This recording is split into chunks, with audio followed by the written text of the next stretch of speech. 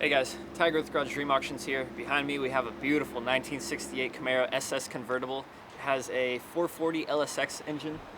Let's take a look right here.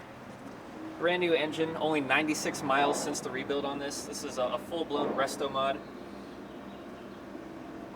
So it's had extensive work. It has Wilwood brakes. It's got new suspension on it.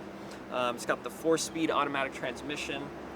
It's got leather Ring Brothers interior, power everything, so power top, power windows.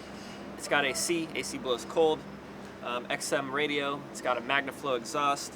It's got one-off rims. Let's take a look at these rims. And these rims are actually color matched to the car. You can see the Wilwood discs right behind there. And I do love how the rears are offset, kind of set in compared to the fronts. But yeah, overall just a really neat Camaro SS resto mod. So without further ado, let's get into the B-roll, guys. Thank you.